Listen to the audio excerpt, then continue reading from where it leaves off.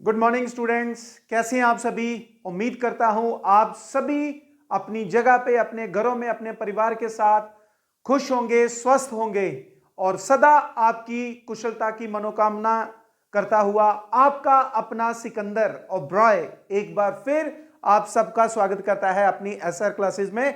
और आज हम बहुत ही शानदार, जानदार और मजेदार चैप्टर पढ़ने जा रहे हैं।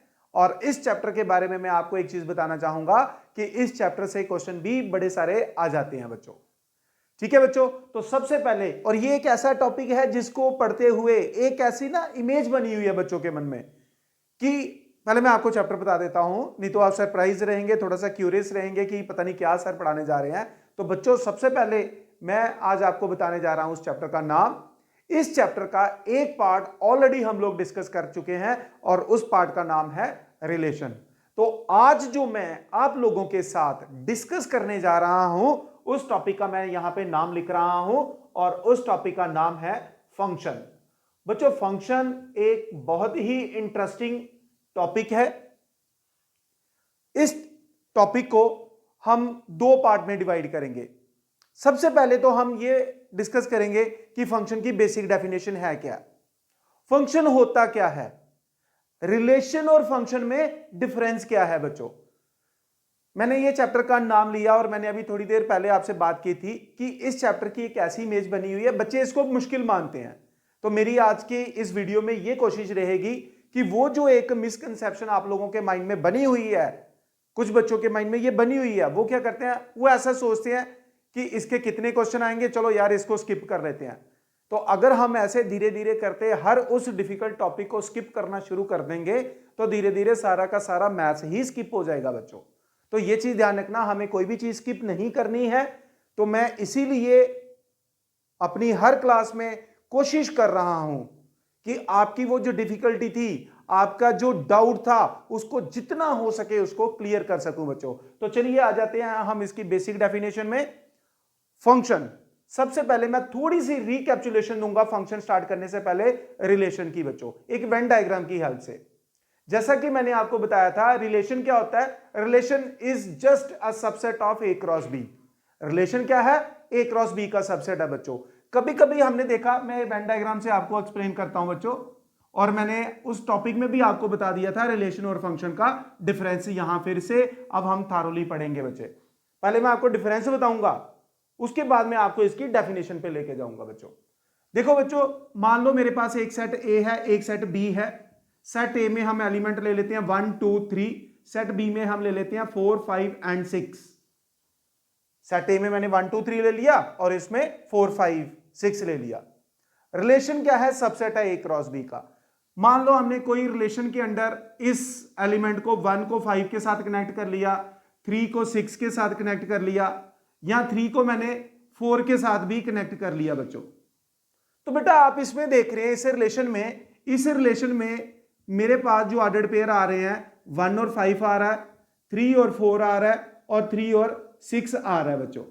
तो मैं आपको इस वेन डायग्राम की हेल्प से सिर्फ एक चीज बताना चाहूंगा कि कभी कभी इन रिलेशन में कभी कभी सेट ए में कोई ऐसा एलिमेंट होता है जो सेट बी के साथ किसी एलिमेंट के साथ कनेक्ट ही नहीं होता।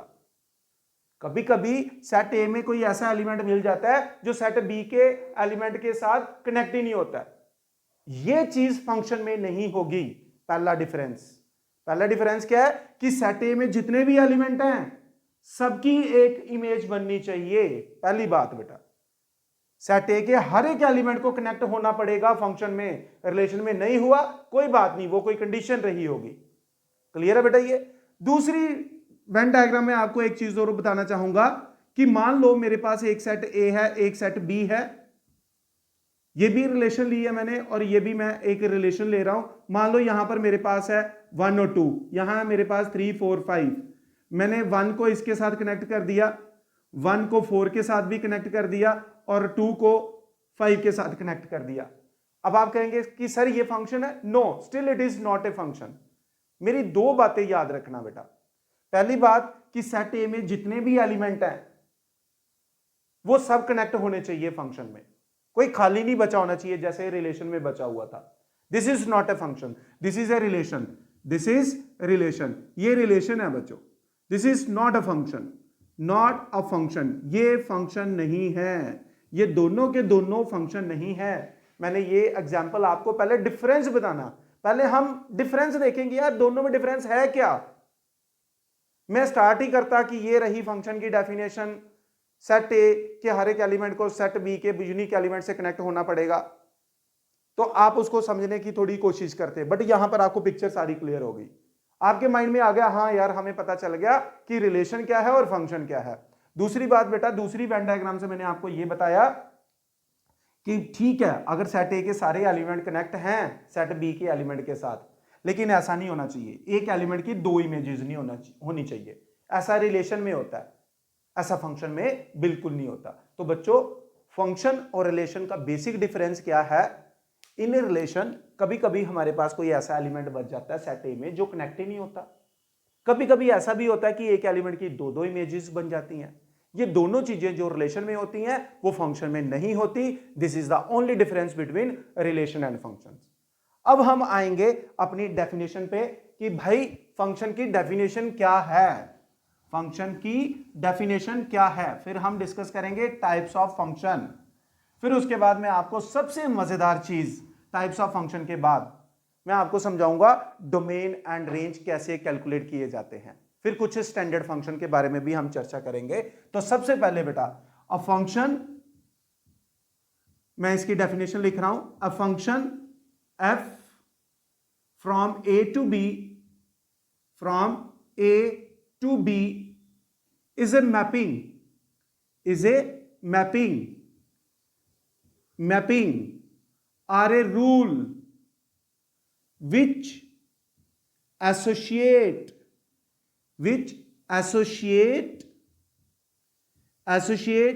each element of set A, मैंने यहां पे क्या लिखा, each element of set A to a unique मतलब सिंगल, यहां ब्रैकेट में लिख लीजिए यूनिक एलिमेंट, यानी कि single element of set B, single element of set B. तो बच्चों मैं क्या बोल रहा हूं, फंक्शन हम दूसरे शब्दों में भी कह सकते हैं, फिलहाल हम इस डेफिनेशन पे पूरा फोकस करते हैं। A function F from set A to set B is a mapping which associate, which connect, or we can say it is a correspondence which associate each element of set A to a unique element of set B। यानी कि मैं आपको एक Venn diagram से बताता हूं, एक बार फिर मैं एक वेन डायग्राम बना रहा हूं कि कोई भी चीज हम जब डायग्राम से समझते हैं तो बड़ी आसानी से समझ आ जाती है हमें। मान लो मेरे पास यहां पर दो एलिमेंट आ गए बेटा, सेट ए में एलिमेंट आ गया 1, सेट बी में 2, यहां मैं ले लेता हूं 3 4 5, 3 4 5। तो मैंने क्या कहा, मैंने ये कहा कि फंक्शन एक मैपिंग है, मैपिंग ये जो एरो से हम कनेक्ट कर रहे हैं इसको मैपिंग कहेंगे। फंक्शन एक ऐसी मैपिंग है जो क्या करती है, सेट ए के हर एक एलिमेंट को कनेक्ट करती है, हर एक एलिमेंट को, इसका मतलब यहां कोई खाली नहीं बचेगा, पहली बात जो रिलेशन में बच जाता था, हर एक एलिमेंट को किसी यूनिक एलिमेंट के साथ, एक एलिमेंट के, यूनिक मतलब एक एलिमेंट के साथ कनेक्ट करती है। ये रहा। अब क्वेश्चन ये आ गया कि सर यहां भी तो खाली बच गया, भाई इधर बचता है बचने दो।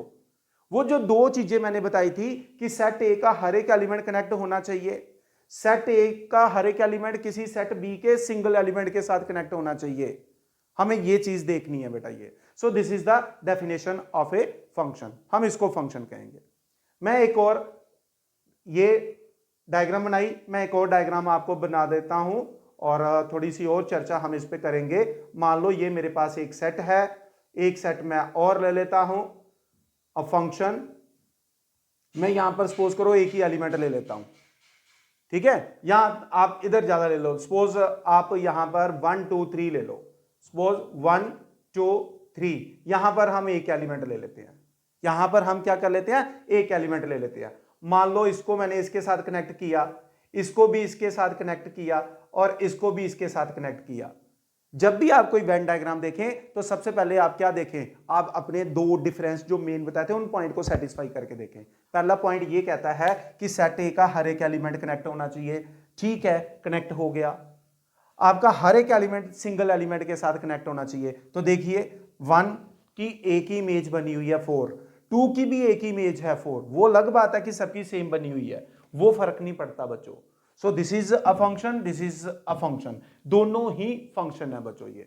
तो उम्मीद करता हूं मेरी इस डेफिनेशन में आपको अपना कंसेप्ट क्लियर हो गया होगा। फंक्शन क्या है? Function is a mapping which associate each element of set A to a unique element, unique मतलब single element of set B बेटा। और इसके 2 पॉइंट याद रखने हैं आपने। Is it clear? आगे बढ़ते हैं बेटा। तो सबसे पहले मैंने आपको फंक्शन को हम रिलेशन भी कह सकते हैं, लेकिन स्पेशल रिलेशन है जिसमें ये 2 कंडीशन सेटिस्फाई होनी चाहिए बेटा। Is it clear? आगे हम लिखेंगे टाइप्स ऑफ फंक्शन। तो सबसे पहले हम इसके टाइप्स ऑफ फंक्शन पे जाएंगे। सो राइट ऑन नाउ, ये जो टाइप्स ऑफ फंक्शन करवाने जा रहा हूं इसके बेस पर क्वेश्चन जरूर और जरूर आपको क्वेश्चन पूछा जाता है, जेई मेंस में भी पूछा जाता है और एनडीए के एग्जाम में भी पूछा जाता है। बच्चों ये जो मैं आपको कंसेप्ट समझा रहा हूं ये कोई एग्जाम स्पेसिफिक नहीं है, मैं इन जर्नल ये चीज समझा रहा हूं। यही चीजें हम जेई मेंस में भी पूछी जा सकती हैं, यही क्वेश्चन यही चीजें आपको एनडीए के एग्जाम में भी पूछी जा सकती हैं। तो मेरा ये एक एफर्ट है आप लोगों के कंसेप्ट दूर करने का, जो आपके कंसेप्ट डाउटफुल है, आपका वो जो डाउट है उसको दूर करने का मेरा ये एक स्ट्रेटजी है, ये मैं कोशिश कर रहा हूं, ये मेरा एक एफर्ट है बच्चों। और उम्मीद करूंगा and I will pray to almighty कि मैं अपने इस एफर्ट में कामयाब रहूं। तो सबसे पहले हम डिस्कस करेंगे टाइप्स ऑफ फंक्शन, और इन सारी चीजों के लिए मुझे आपके योगदान की जरूरत है बच्चों। तो ज्यादा से ज्यादा आपने मेरी हर वीडियो को देखना है और शेयर भी करना है अपने सर्कल में। अगर आपको वीडियो पसंद आती है तो आप शेयर करना मत भूलिए बच्चे, सभी इसको शेयर करेंगे। मैं फिर बता रहा हूं कि मेरा ये जो है, जो मैं बता रहा हूं, मेरा ये एफर्ट है कि मैक्सिमम से मैक्सिमम लोगों के पास हमारा ये कंटेंट पहुंचना चाहिए, क्योंकि बड़े सारे बच्चे ऐसे हैं जो ऑफलाइन यहां तक नहीं पहुंच पाते हैं या अफोर्ड नहीं कर पाते हैं, तो मैं उनके तक पहुंचने की कोशिश कर रहा हूं बच्चों। तो चलिए हम सबसे पहले पढ़ते हैं 1-1 फंक्शन। पहला है हमारे पास 1-1 फंक्शन। 1-1 फंक्शन क्या होता है? जिसको हम इंजेक्टिव भी कहते हैं, इंजेक्टिव भी कहते हैं बच्चों, इंजेक्टिव फंक्शन भी कहते हैं। A function f from a to b is 1-1, is said to be 1-1 if distinct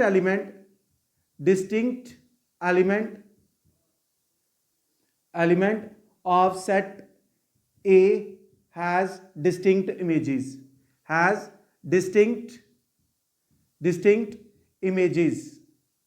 images in set B। क्या कहता है यार 1-1 के बारे में? क्या कहता है? कहता है कोई भी फंक्शन 1-1 कब होगा? अगर सेट ए के डिस्टिंक्ट एलिमेंट की डिस्टिंक्ट इमेज बनेगी। अगर हर एक एलिमेंट की अपनी एक अलग इमेज बनती है हम उसको 1-1 कहते हैं। बिल्कुल सही सोच रहे हैं आप लोग, यस, शीशे के सामने खड़े हो जाएंगे, अलग एलिमेंट की एक अलग इमेज बनेगी। ठीक है बच्चों, तो यहां देखिए बेटा, मैं आपको वेन डायग्राम से ही बता देता हूं। तो यहां पर आ जाते हैं, ये है मेरे पास function f, set A, this is set B, 1 2, यहां पर रख लेते हैं 3 4। तो distinct element have distinct images, हर एक एलिमेंट की अपनी एक इमेज होनी चाहिए। Distinct element have distinct images, हर एक एलिमेंट की अपनी एक अलग से इमेज है भाई, तभी हम इसको 1-1 कहेंगे बच्चों। मैं एक और एग्जांपल 1-1 की बता देता हूं, सारे डाउट ही साथ में, जो आपके माइंड में चल रहा है मैं वो पढ़ने की कोशिश करूंगा। ठीक है, तो this is set A, this is set B, I will write 1 2, I will write 3 4 5 over here, 1 is connected with 3, 2 is connected with 4। तो आप कहेंगे कि सर क्या ये 1-1 है? मैं ये कहूंगा कि क्या ये मेरी बात को मान रहा है? क्या सेट ए का डिस्टिंक्ट एलिमेंट डिस्टिंक्ट इमेजेस बना रहा है? यदि बना रहा है तो yes it is a one one function. ये मैटर नहीं करता सेट बी में खाली बच गया, उसकी तो मैं चर्चा ही नहीं कर रहा हूं। फंक्शन है ये। फंक्शन ये कब नहीं होता? अगर यहां पर कोई एक एलिमेंट आ जाता और वो कनेक्ट नहीं होता, तब मैं इसको कहता कि फंक्शन। इनफैक्ट ये फंक्शन ही है और ये वन वन फंक्शन है, आल्दो मैं यहां पर एक एलिमेंट को कनेक्ट नहीं कर पाया, कोई बात नहीं बच्चों। लेकिन यहां से मैं एक बहुत इंपॉर्टेंट चीज बताना चाह रहा हूं आपको। वो इंपॉर्टेंट चीज ये है, मान लो सेट ए में एलिमेंट है m, सेट बी में एलिमेंट है मेरे पास n। इसमें मान लो सेट ए में m नंबर ऑफ एलिमेंट है, सेट बी में n नंबर ऑफ एलिमेंट है। तो बच्चों ये फंक्शन a से b तक वन वन तभी होगा, a function from a to b is one one, ये वन वन तभी होगा if m is less than equal to n। यदि सेट a के एलिमेंट सेट b के एलिमेंट के या तो बराबर हो या इससे कम हो। सेट a के एलिमेंट कम होने चाहिए। अगर इधर एलिमेंट बढ़ गए, सपोज करो मैं यहां पर एक एग्जांपल लिख देता हूं 1 2 3, मैं यहां पर लिख देता हूं 4 5। तो बच्चों ये देखिए, ये देखिए, अब इसको मैं अगर इधर कनेक्ट करता हूं तो फिर ये वन वन ही नहीं रहेगा, क्योंकि दो एलिमेंट की सेम इमेज बन जाएगी। हां वो अलग बात है कि हां ये फंक्शन बनेगा, पर वन वन फंक्शन नहीं बनेगा, वन वन फंक्शन नहीं बनेगा। तो वन वन फंक्शन की ये बेटा कंडीशन है, ये एक इंपॉर्टेंट नोट है, इसको आपने याद रखना है। लिख लीजिए नोट नंबर 1। क्या है? नोट नंबर 1 लिख लीजिए बेटा, कि भाई वन वन होने के लिए सेट ए के एलिमेंट सेट बी के एलिमेंट के या तो बराबर हो या उससे कम हो बच्चों। तो आई होप आपको ये कंसेप्ट समझ आ गया बेटा। ये अब हम चलते हैं इसके बाद ऑन टू फंक्शन पे। तो जल्दी से नोट कर लीजिए, मैं इस डेफिनेशन को मिटाने जा रहा हूं। मैं सिर्फ वेन डायग्राम मिटाऊंगा, ठीक है, ये ध्यान रखिएगा इसको। चलो आगे चलते हैं, पूरा मिटा देते हैं इसको। नाउ अगली डेफिनेशन है बेटा onto. Onto function, onto function surjective function भी कहते हैं, सरजेक्शन भी कहते हैं बेटा। सरजेक्टिव भी कहते हैं और सरजेक्शन भी कहते हैं, सरजेक्शन भी कहते हैं बच्चों। तो क्या है? A function f from a to b is onto, set to B onto if each element of set b। देखो मैंने फोकस किस पे किया? सेट b में। वन वन में कहां किया था? सेट ए में। मैंने क्या लिखा? A function is set to B onto if each element of set b has preimage in set A. भाई ये क्या चीज बोल रहा है? सिंपल सी बात बोल रहा है ये, जिसको हम सरजेक्टिव भी कहते हैं, सरजेक्शन भी कहते हैं, ऑन टू भी कहते हैं। कहता है कि भाई ये सेट ए है, ये सेट बी है, ये फंक्शन है 1 2, सपोज आई टुक 3 4 5। कहता है यार इसकी भी प्री इमेज होनी चाहिए इसकी भी प्री इमेज होनी चाहिए। मान लो ये है, क्या इसकी प्री इमेज है? नो, इसकी कोई प्री इमेज नहीं है। मान लो अगर मैं इसको कनेक्ट कर ही देता जबरदस्ती, पहली बात ये है कि ये तो फंक्शन हमारा वन वन ही नहीं, सॉरी ये फंक्शन ही नहीं बन पाता, क्योंकि फंक्शन कहता है सेट ए के हर एक एलिमेंट की यूनिक इमेज होनी चाहिए, है ना बेटा। तो ये फंक्शन ही नहीं रहता बेटा ये। तो बच्चों हम यहां पर इसको मिटा देते हैं। तो ये देखिए ये एक ऑन टू फंक्शन है। मैं एक और वेन डायग्राम से आपके दुविधाएं हैं जो मन की वो सारी दूर करने बैठा हूं यहां पर। ये देखो ये फंक्शन है और ऑन टू फंक्शन भी है बेटा। ये ऑन टू फंक्शन है क्योंकि यहां सेट बी में जितने भी एलिमेंट हैं सबकी प्री इमेज है बेटा ये। So this is an onto function. I hope आपको ऑन टू क्लियर हो गया। ठीक है बच्चों, ये ऑन टू भी हो गया क्लियर। अब हम चलते हैं उसके बाद अपने अगले फंक्शन पे, और उस फंक्शन का नाम है मैनी वन फंक्शन। क्या नाम है उसका? Many one. नाम से ही डेफिनेशन का मीनिंग समझ आना शुरू हो जाता है। Many one function.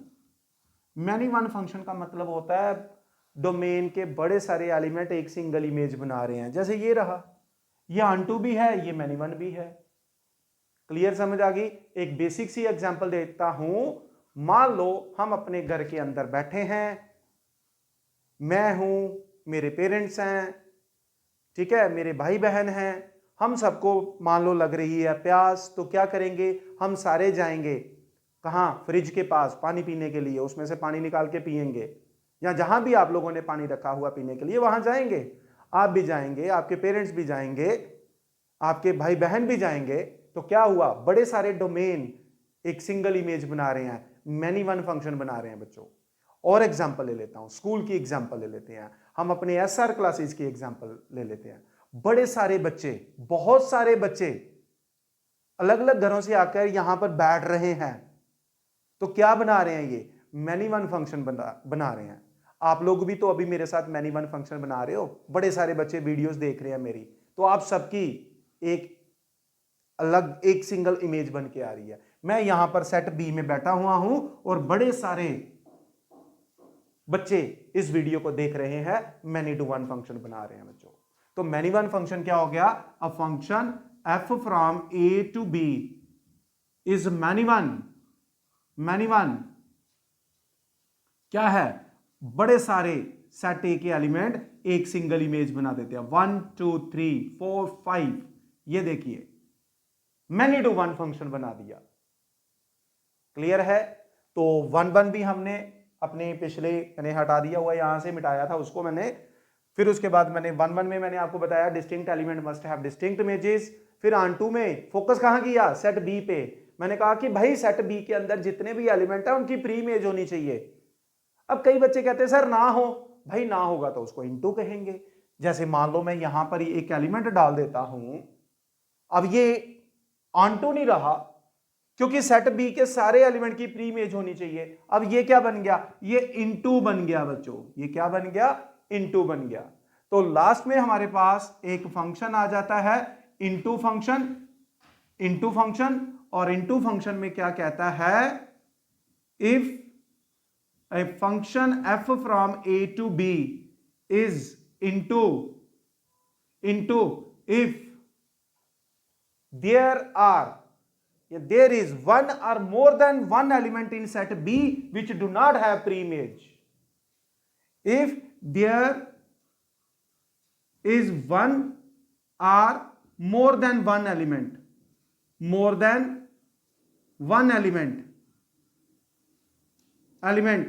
in B which do not have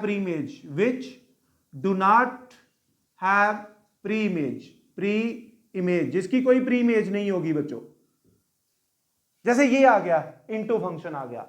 तो इस डेफिनेशन के साथ मैंने आपको टाइप्स ऑफ फंक्शन बता दी। सबसे पहले मैंने आपको फंक्शन बताया, फंक्शन क्या होता है, फंक्शन और रिलेशन में डिफरेंस क्या है।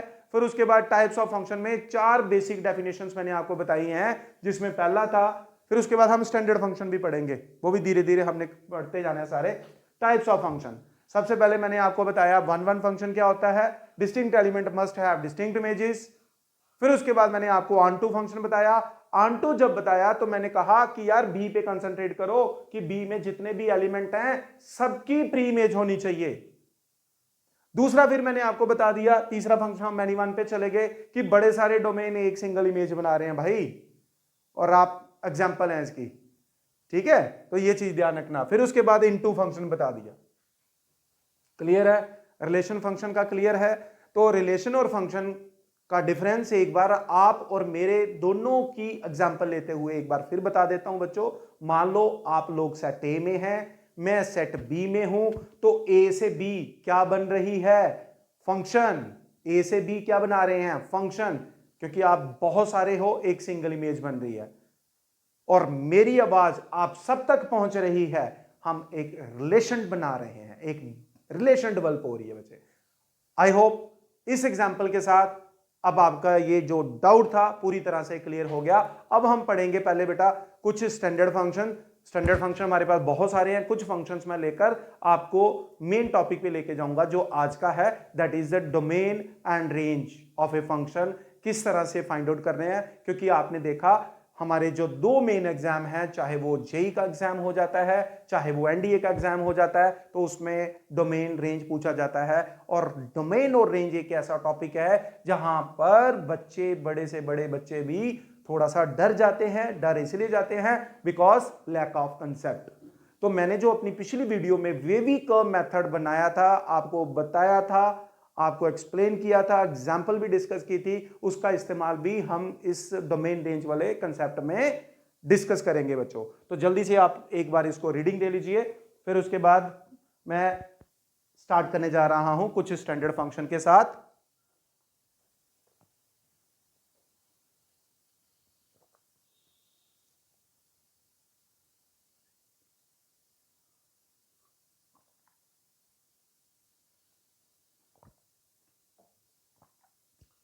थोड़ा सा पानी पीना पड़ता है मुझे भी भाई, गला सूख जाता है। चलिए,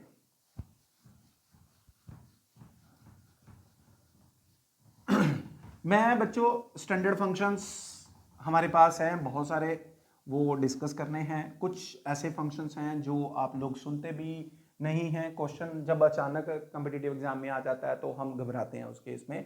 तो सबसे पहले मैं आप लोगों के साथ तीन बेसिक जो हैं, जो स्टैंडर्ड फंक्शन है, वो डिस्कस करने जा रहा हूं। जिसमें पहला फंक्शन है मेरे पास मॉडुलस फंक्शन। मॉडुलस फंक्शन ये डिस्कस करूंगा, ठीक है। फिर दूसरा मैं आप लोगों के साथ डिस्कस करूंगा greatest integer function. Greatest integer function. और फिर तीसरा हम डिस्कस करेंगे सिग्नम फंक्शन। सिग्नम फंक्शन, ठीक है, सिग्नम फंक्शन के बारे में चर्चा करेंगे। चौथा फंक्शन हम डिस्कस करेंगे एक्सपोनेंशियल फंक्शन। Exponential function. और फिर उसके बाद हम लास्ट में चर्चा करेंगे लॉगरिदमिक फंक्शन की, ठीक है। लॉगरिदमिक फंक्शन की चर्चा करेंगे बच्चों। मैं इनके डोमेन रेंज और ग्राफ के बारे में आप लोगों को बता दूंगा बेटा, ठीक है। ये पहले हम 5 स्टैंडर्ड फंक्शन, इसके अलावा पीरियोडिक फंक्शन भी हैं, ट्रिग्नोमेट्री फंक्शंस भी हैं, square root functions, cube root functions, cubic function, ठीक है ना। तो ये सारी चीजें हमने, रेसिप्रोकल फंक्शन, कांस्टेंट फंक्शन, वो सारी एक एक करके मैं आप लोगों के साथ शेयर करते जाऊंगा। फिर हमारे पास ट्रिग्नोमेट्री फंक्शंस है मेन। ट्रिग्नोमेट्री फंक्शंस बड़ी बार क्वेश्चन आता है कि भाई इस फंक्शन का नाम क्या रखेंगे, क्या ये 1 1 है, ये ऑन टू है, ये मैनी 1 है, ये इन टू है। तो इसकी चर्चा भी हम करेंगे, ठीक है बच्चों। तो आपने देखा भी होगा एग्जाम में ट्रिग्नोमेट्री फंक्शंस के बारे में क्वेश्चन पूछा जाता है कि भाई इसका नाम बताओ क्या है, ठीक है। तो ये याद रखना, ठीक है। तो अभी थोड़ी देर के लिए वेट रखिए, थोड़ा सोचते रहिए, क्यूरियोसिटी जागनी चाहिए हमारे अंदर, ठीक है ना। उत्सुकता होनी चाहिए कि अब क्या हम पढ़ने जा रहे हैं और क्या कमी है। मैं जो चीजें बता रहा हूं इसे हमें ये पता चलता है कि क्या कमी रह गई है, उस कमी को हमें पूरा करना है बच्चों, ये ठीक है। तो चलिए हम एक एक करके इन पे डिस्कशन स्टार्ट करते हैं। सबसे पहले हम स्टार्ट करेंगे मॉडुलस फंक्शन, ठीक है, मॉडुलस फंक्शन। और हम इसको एक और नाम दे देते हैं, that is absolute value function. Absolute value function. Absolute value function, ठीक है बच्चों। ये आ गया बेटा। ये अ फंक्शन ऐसे लिख लीजिए, a function F from real number to real number defined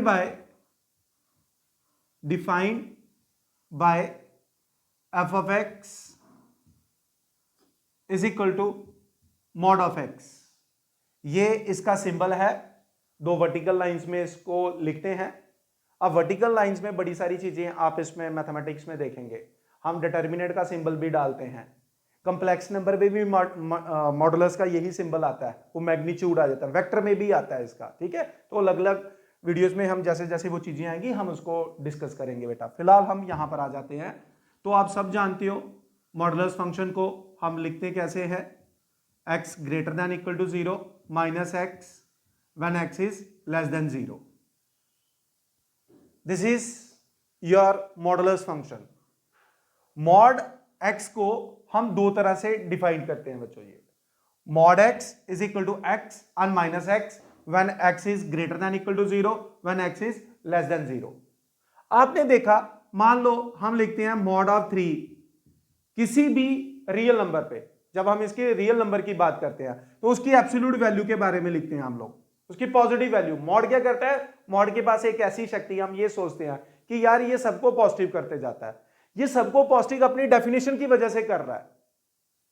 ये सबको पॉजिटिव अपनी डेफिनेशन की वजह से करता है बेटा, इसकी डेफिनेशन में वो सारी चीज है।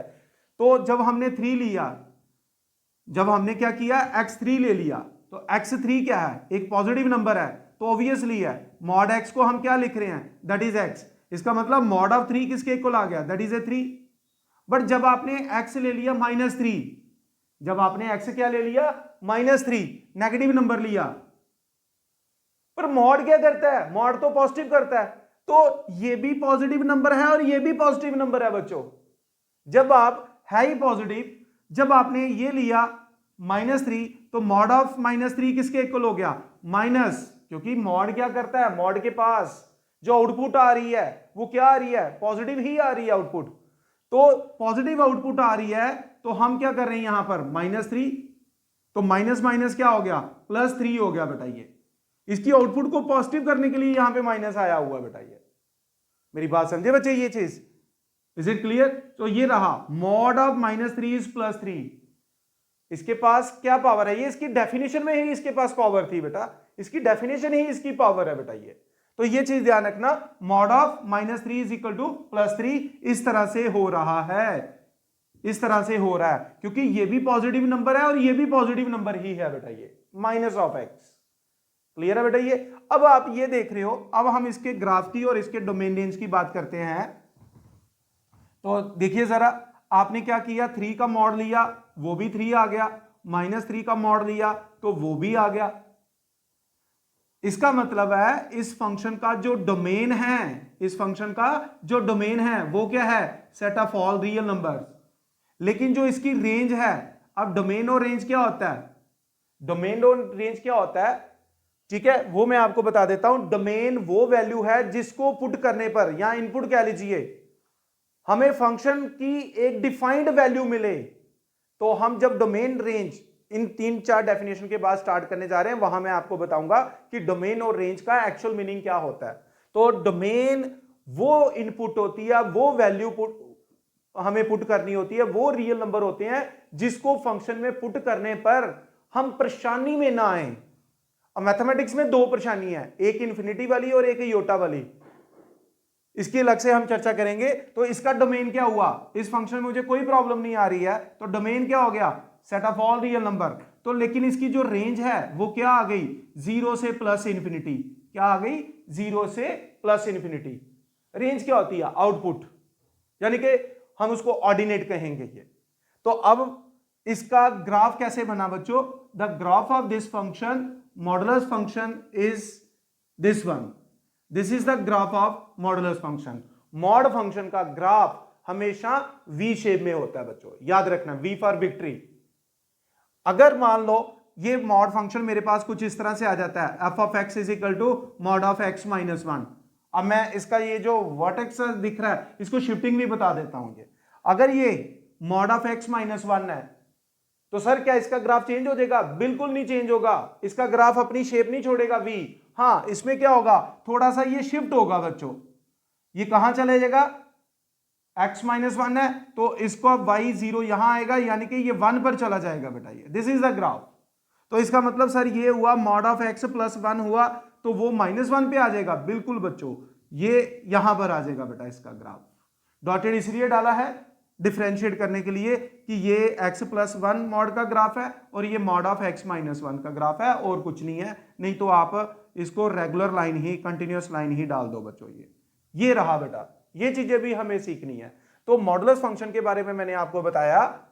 मॉड फंक्शन की 2 डेफिनेशन हमने यहां पे लिखनी होती है, ठीक है। डोमेन इसका क्या आ गया? Set of all real number, और इसकी रेंज क्या आ गई? Positive real number including 0। और ये रहा इसका ग्राफ, किसका? f of x is equal to mod x का ग्राफ आ गया बच्चों। ये तो आई होप मॉड वाला फंक्शन बिल्कुल क्लियर है। अगर हम मॉड फंक्शन की बात करें, इस फंक्शन का नाम जाने कि क्या ये 1 1 है, क्या ये ऑन टू है, क्या ये इनटू है, क्या ये मैनी वन है, ये भी बच्चों मैं आपको साथ ही बता देता हूं। ये देखिए बच्चों, बेटा मुझे एक चीज बताइए, हमने एक फंक्शन ले लिया रियल नंबर से रियल नंबर तक। अब रियल नंबर में तो पॉजिटिव नेगेटिव सारे होते हैं। मान लो ये मैं ले लेता हूं, कोई 3 रियल नंबर ले लिए, -1 0 1। 0 की एब्सोल्यूट वैल्यू क्या आ गई 0, 1 की क्या आ गई 1, क्योंकि 1 का मॉड भी 1, तो -1 का मॉड भी क्या आ गया, ये भी 1 आ गया। अब दो एलिमेंट की सेम इमेज होगी, it means it is not 1 1, ये 1 1 नहीं है, ये 1 1 नहीं है। सर ये तो ऑन टू भी नहीं हुआ, क्यों नहीं हुआ, क्योंकि जो नेगेटिव रियल नंबर होंगे उनकी तो प्री इमेज ही नहीं है, क्योंकि ये क्या करता है, ये आउटपुट तो सारी पॉजिटिव दे रहा है। एब्सोल्युटली राइट बच्चों, तो क्या नाम दोगे, मैनी वन इनटू नाम देंगे इसको। तो क्या नाम देंगे, ये फंक्शन कौन सा है, मैनी वन इनटू है बच्चों, many one and into function, many one into function हम इसको कहेंगे। This is not 1 1 and onto भी नहीं है, ये 1 1 भी नहीं है, ये ऑन टू भी नहीं है, ये कौन है, मैनी वन इनटू फंक्शन है। कौन, अपना मॉडुलस, अपना modulus function many one into function है बच्चों। ये मैनी वन इसलिए दो एलिमेंट की सेम इमेज बन रही है, इनटू इसलिए नेगेटिव रियल नंबर की प्री इमेज ही नहीं है, यही तो हमने इनटू में पढ़ा था बच्चों। ये क्लियर है, तो जल्दी से इसको नोट करिए। अब हम आगे बढ़ेंगे ग्रेटेस्ट इंटीजर फंक्शन की तरफ।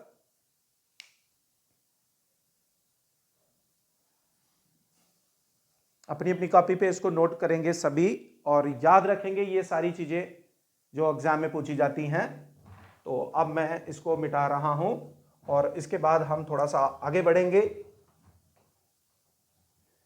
अब मैं समझाऊंगा आपको ग्रेटेस्ट इंटीजर फंक्शन बच्चों, ठीक है। नाम से ही डेफिनेशन से, थोड़ा सा पानी पी लेता हूं मैं।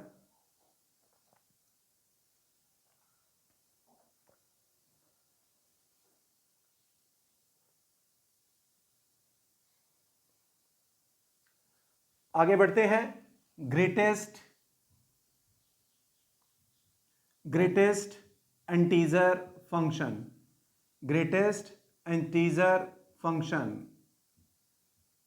Greatest integer function, a function f from real number to real number is said to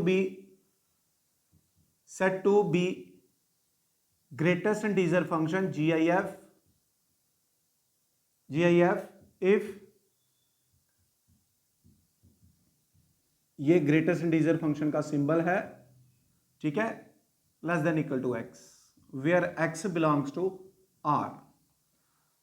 greatest integer function बच्चों, मैं आपको एक चीज बताना चाहूंगा, कोई भी रियल नंबर ले लो, मान लो मैं आपको एक एग्जांपल की हेल्प से ये समझा देता हूं, 2.5 ग्रेटेस्ट इंटीजर वैल्यू बतानी है 2.5। बेटा अगर हम इसको नंबर लाइन पे रिप्रेजेंट करें, ये रहा आपका 2.5, ये रहा प्लस इंफिनिटी, ये रहा माइनस इंफिनिटी। इसके इधर देखो सबसे पहले कि इंटीजर कौन कौन आएगा, सर 2 आएगा, फिर 1 आएगा, 0 आएगा, -1 आएगा, एंड सो ऑन हम चलते जाएंगे, एंड सो ऑन हम चलते जाएंगे। बेटा ग्रेटेस्ट इंटीजर फंक्शन का मतलब है, ग्रेटेस्ट इंटीजर फंक्शन का मतलब है कि कोई भी रियल नंबर है, उसकी लेफ्ट साइड पे देखो सबसे बड़ा इंटीजर कौन सा है, उसकी लेफ्ट साइड पे कितने इंटीजर हैं, इनफिनाइट नंबर ऑफ इंटीजर।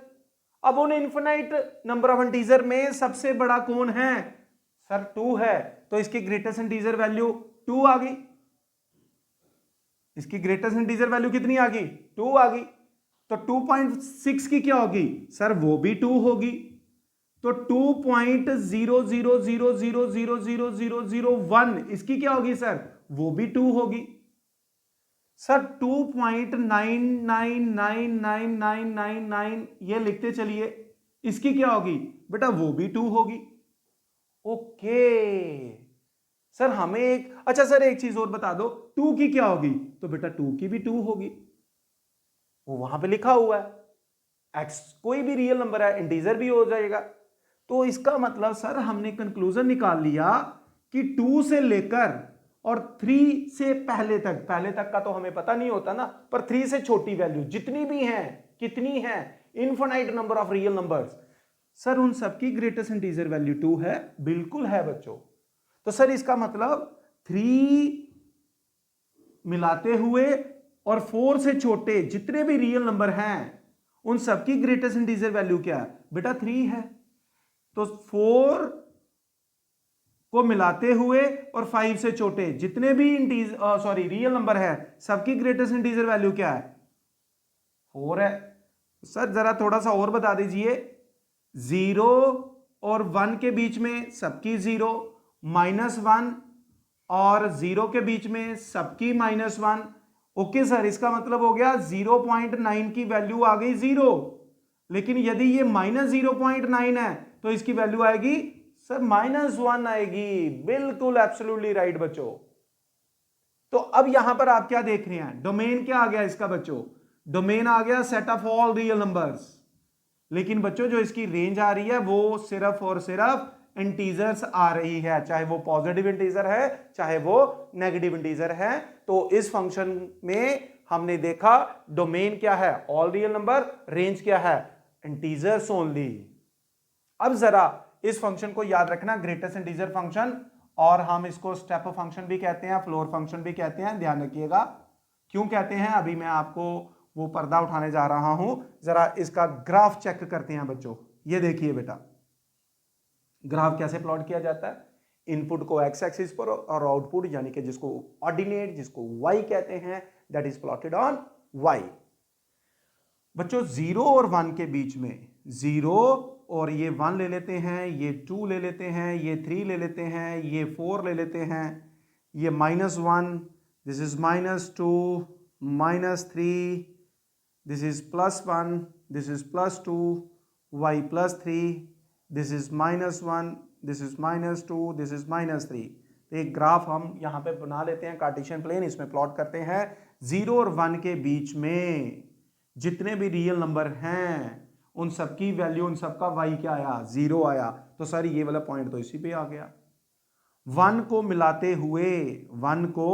मिलाते हुए 2 से छोटे, जिसको नहीं लेना, आपको बताया हुआ लीनियर इनइक्वालिटी में मैंने वेवी कर्व मेथड वाली वीडियो में कि 2 को नहीं ले रहे हैं, 2 से छोटे ले रहे हैं ना, इसलिए 2 को इंक्लूड नहीं करूंगा मैं इसके बीच में। तो इन सबकी ग्रेटेस्ट इंटीजर वैल्यू कितनी आई बच्चों? देखिए 2, और यहां नहीं लिखा हुआ है, यहां लिख देता हूं, 1 को मिलाते हुए और 2 से छोटे, इन सबकी वैल्यू क्या आ रही है? 1 आ रही बेटा। तो 2 को मिलाएंगे अब हम यहां पर, और 3 को हम छोड़ेंगे अकेला। उससे पीछे जितने भी हैं वो सारे हमने ले लिए, उन सबकी ग्रेटेस्ट इंटीजर वैल्यू यही आएगी। फिर 3 को मिलाएंगे, ये -∞ यहां से हटा रहा हूं, तो -3 और 4 से छोटे जितने भी रियल नंबर हैं सबकी ये वैल्यू आ गई। तो -1 और 0 के बीच में जो है उन सबकी वैल्यू क्या आ गई? -1 और 0 के बीच में जितने भी हैं उन सबकी वैल्यू क्या आ गई? -1। ठीक है बच्चों, -1 और 0, फिर -2 और -1 के बीच में जितने भी हैं ये वैल्यू है। तो एक स्टेप बना के चल रहा है, जिसकी वजह से हम इसको स्टेप फंक्शन भी कहते हैं, फ्लोर फंक्शन भी कहते हैं बच्चों। सो this is your greatest integer function. चलिए अब इसको जल्दी से आप रीडिंग देंगे, फिर हम उसके बाद चलेंगे अपने सिग्नम फंक्शन के पास। Signum, not जिंगम।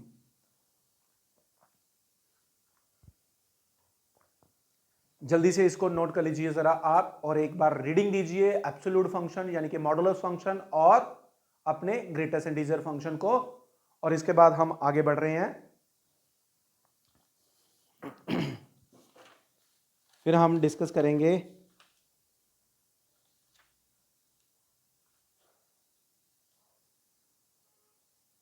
चलिए बच्चों आगे बढ़ते हैं अब हम सिग्नम फंक्शन के पास। तो फटाफट इसको अपनी कॉपी पे नोट कर लीजिएगा वीडियो देखने के बाद। और मैंने आपको बोला हुआ है हमेशा वीडियो देखने से पहले अपनी कॉपी, नोटबुक और डाउट जो आपके माइंड में है वो लिख के रखने हैं। तो चलिए हेडिंग दे दीजिए सिग्नम फंक्शन।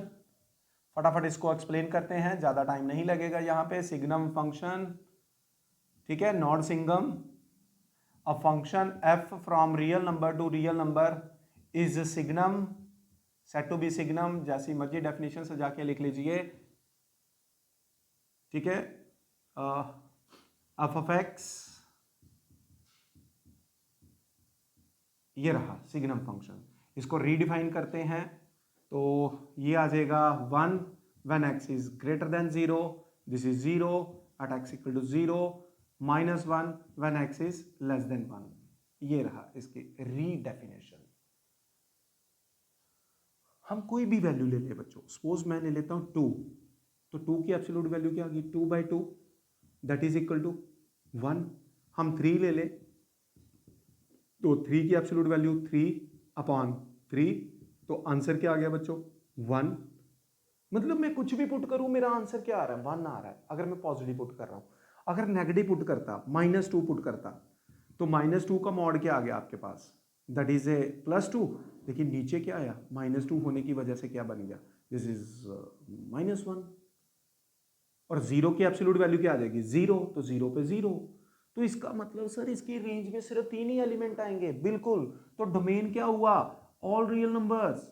रेंज क्या हुआ भाई, इसकी रेंज में 3 ही लोग आ रहे हैं, कौन, -1, 0 और 1। बड़ा मजेदार फंक्शन है। तो सर इसका ग्राफ कैसा है, इसका ग्राफ बिल्कुल आसान है बच्चों, ठीक है। इसका ग्राफ हम बना देंगे, ये ग्राफ बना देंगे, और ये +1 है, ये -1 है, ये ग्राफ बना देते हैं 0 पर, ये 0 आ रहा है, this is the graph of A signum function. Sir बिल्कुल क्लियर हो गए तीनों फंक्शंस। तो ये अच्छे तरीके से आपने याद रखने बेटा फंक्शंस, जो मैंने आपको एब्सोल्यूट फंक्शंस बता दिया, फिर उसके बाद ग्रेटेस्ट इंटीजर फंक्शन, और अब तीसरा मैंने बता दिया आपको हमारा है सिग्नम फंक्शन बच्चों, ठीक है। अब हम कुछ क्वेश्चन डिस्कस कर लेते हैं, फिर उसके बाद अपने अगले फंक्शंस पे चलेंगे बेटा, ठीक है। नोट कर लीजिए जरा, मैं इसको मिटा रहा हूं।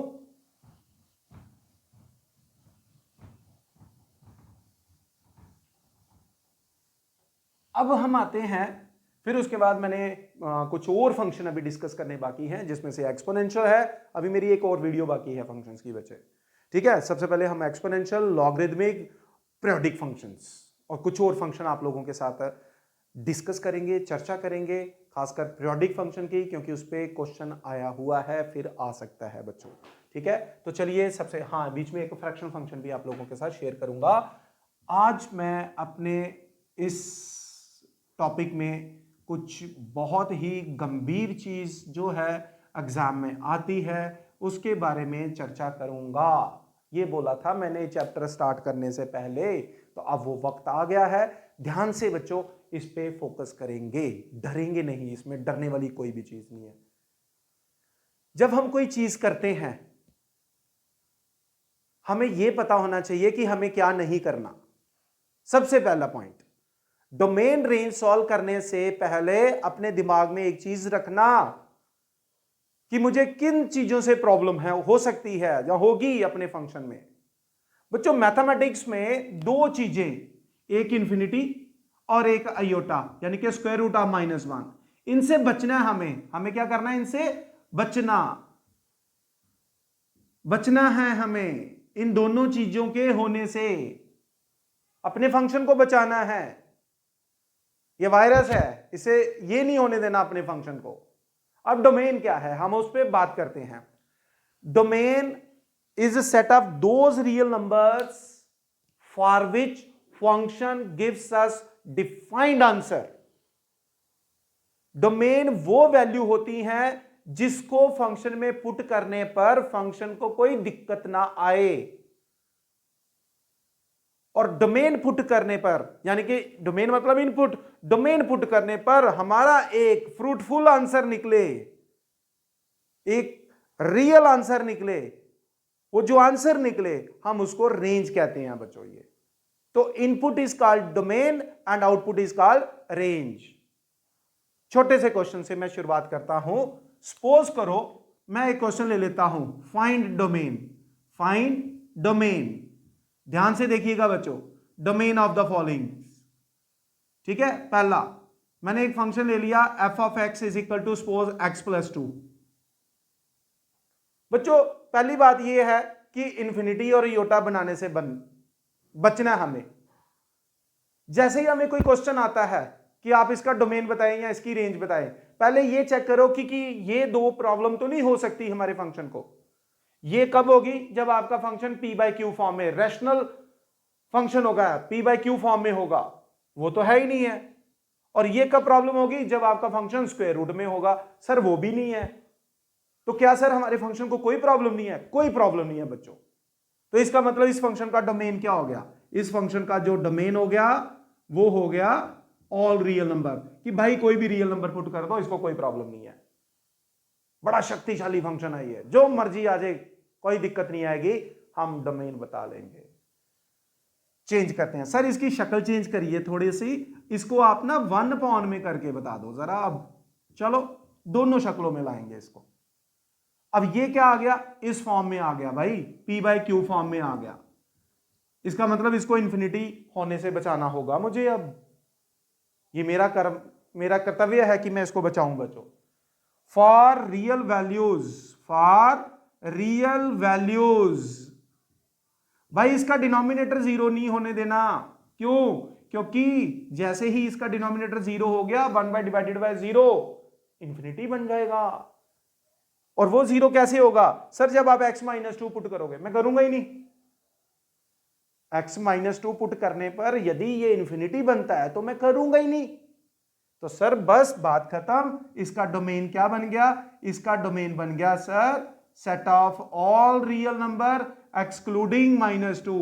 तो -2 को निकालो और नंबर लाइन से बाहर फेंको, बाकी जो रियल नंबर बच गए वो आपका डोमेन है बच्चों। ये आई होप आपका डोमेन क्लियर है इस फंक्शन का। सर इसकी शक्ल थोड़ी सी और चेंज करते हैं, जल्दी से आप पहले इसको नोट कर लीजिए और देख लीजिए अच्छे तरीके से, फिर हम आगे बढ़ते हैं। बार बार पानी भी पीना पड़ता है बच्चों। चलो आगे बढ़ते हैं। तो इसका डोमेन मैं यहां पे फिर लिख देता हूं, set of all real number excluding -2। तो चलो सर अब इसकी शक्ल आप ऐसे ही बना दो, f of x is equal to √(x+2). अब बताओ बच्चों, अब प्रॉब्लम इसको योटा वाली हो सकती है क्योंकि अंडर रूट के अंदर है। आपको पता है फॉर ऑल रियल नंबर्स आपके पास ये जो अंदर है ना, ये यहां तो 0 हो या 0 से बड़ा हो, क्योंकि अगर ये टर्म 0, ये टर्म जो है अंदर एक्सप्रेशन है, अगर ये नेगेटिव हुआ तो योटा बनेगा। हम होने ही नहीं देंगे। सर वो कैसे पॉसिबल है? वो तब पॉसिबल है जब आप इसमें -2 या उससे बड़ी वैल्यू कोई भी पुट करोगे। क्या? -2 या उससे बड़ी वैल्यू कोई भी पुट कर लो, इसको कोई प्रॉब्लम नहीं है बच्चों। लेकिन जैसे ही -2 से छोटी वैल्यू पुट करोगे, ये बेचारा फंस जाएगा। -3 पुट किया, -3 + 2 क्या हो गया? अंडर रूट के अंदर -1, ब्लास्ट, धमाका। और धमाका होने से हमें बचाना है इसको। तो बेटा इसका डोमेन क्या हो गया? सर इसका डोमेन हो गया -2 से लेकर सेमी क्लोज्ड इंटरवल रखेंगे, इंफिनिटी की तरफ हम ओपन रखते हैं हमेशा। This is the domain of this function. तो आपने देखा एक फंक्शन लिया, उसको मैंने घुमाया, उसकी शक्लों को चेंज कर करके बच्चे। अब हम अगले क्वेश्चन पे चलते हैं, थोड़ा सा और बढ़ते हैं आगे डोमेन में।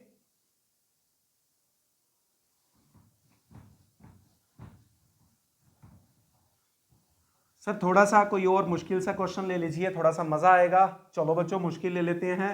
f ऑफ x, हम इसका डोमेन और रेंज भी डिस्कस करेंगे। अब मैंने क्वेश्चन ले लिया है x² - 25, find the domain and range.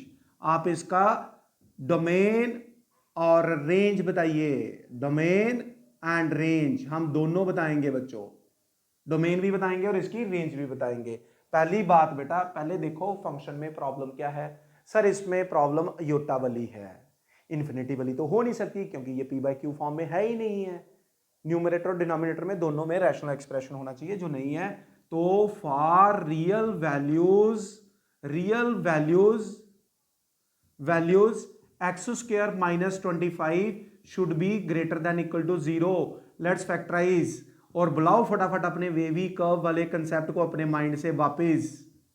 ये क्लियर है? वेवी कर्व ने क्या बोला था कि लीनियर फैक्टर आ जाएं, एक एक करके इक्वेट 0 पुट करके अपने क्रिटिकल पॉइंट ले लेना, ले लिए। फिर पता ही है, ये पॉजिटिव आ गया, ये नेगेटिव आ गया, ये पॉजिटिव आ गया, यही आ गया। तो अब क्या है, आपका एक्सप्रेशन क्या होना चाहिए, पॉजिटिव। तो पॉजिटिव का साइन क्या आ गया, सर क्लियर हो गया, ये तो हमारा डोमेन तो हमें मिल गया। क्या मिला, डोमेन मिला बच्चों -∞ से -5 तक। 5 को ले सकते हैं, कोई दिक्कत नहीं है, क्योंकि 5 का स्क्वायर 25 में से 25 जाएगा तो 0 आएगा, which is real. We can take union 5 से +∞। सर हम इसके बीच में नहीं ले सकते, लेके देख लो भाई, मैंने कब मना किया कि नहीं लेना। 4 लो, पुट करो, 4 का स्क्वायर 16 -25 -9, फंस गए, अब नहीं जाना। तो सर यहां कोई प्रॉब्लम नहीं है, कोई प्रॉब्लम नहीं है, जहां आपका मन करता है आप ले लो वैल्यू। तो ये रहा आपका डोमेन बच्चों, ये रहा आपका डोमेन। सर हम इसको ऐसे लिख सकते हैं क्या, set of all number excluding open interval -5 to 5। हाँ बच्चों लिख सकते हैं, ये भी लिख सकते हैं, ये भी लिख सकते हैं। Got it. Now come to range.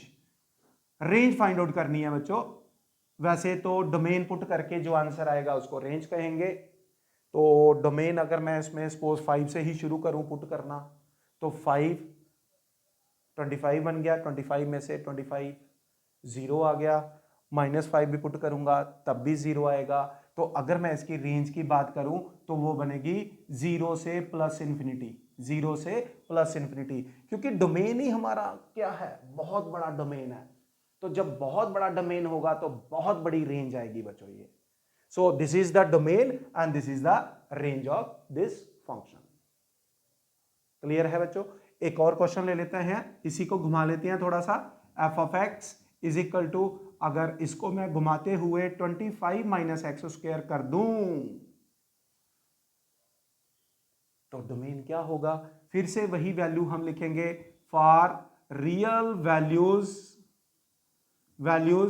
25 - x² greater than equal to 0। Sir इसको थोड़ा सा चेंज कर लीजिए, आपने हमें बताया था वेरिएबल को पॉजिटिव रख लिया करें, आसान हो जाता है काम, तो आसान कर देते हैं बच्चों। क्या बन गया सर, x² -25, इनक्वालिटी चेंज कर दीजिए, कर दी। बेसिक कंसेप्ट क्लियर है ना, नेगेटिव नंबर से इनक्वालिटी में मल्टीप्लाई या डिवाइड करो, इनक्वालिटी गेट्स चेंज।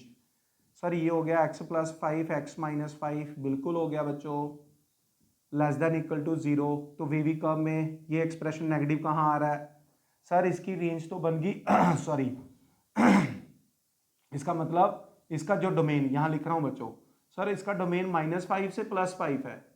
हाँ बच्चों, अब -5 और 5 के बीच में कोई भी वैल्यू पुट कर लो, इसको कोई दिक्कत नहीं है। इसको दिक्कत कहां है, 5 के इस तरफ है और -5 के इस तरफ है। आप 6 पुट करोगे तो फंस जाओगे, इवन -5.1 भी पुट करोगे तब भी फंस जाओगे बच्चों। तो इसका डोमेन क्या हो गया, -5 to 5।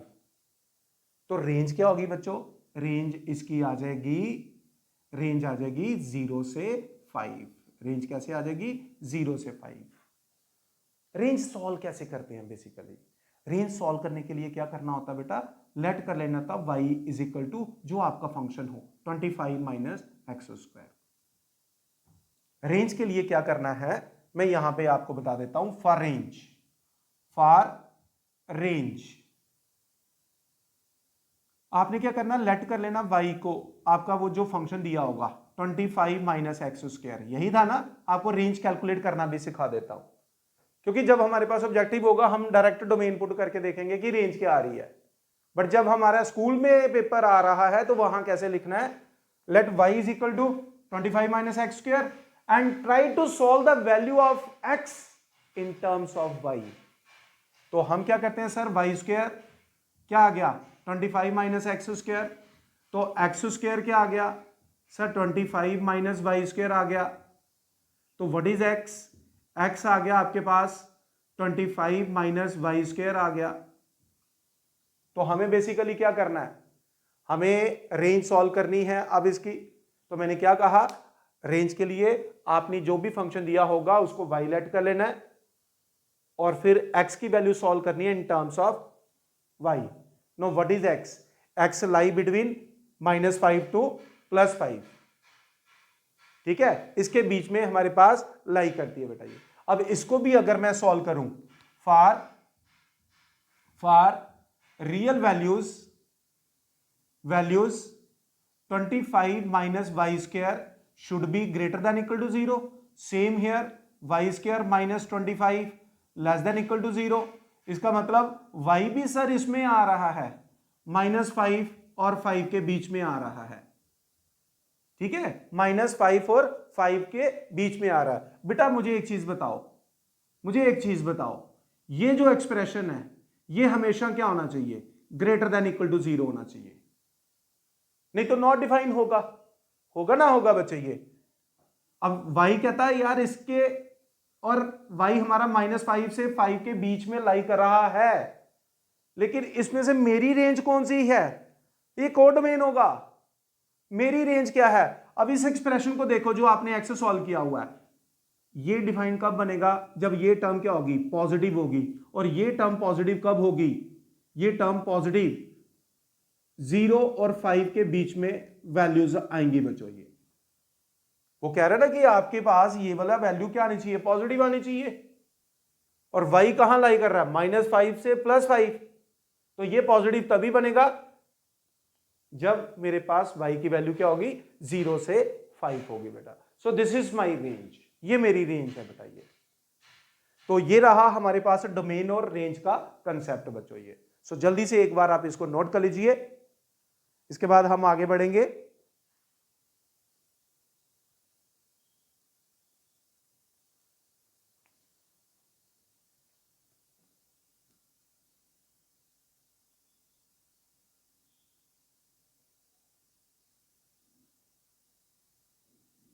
ओके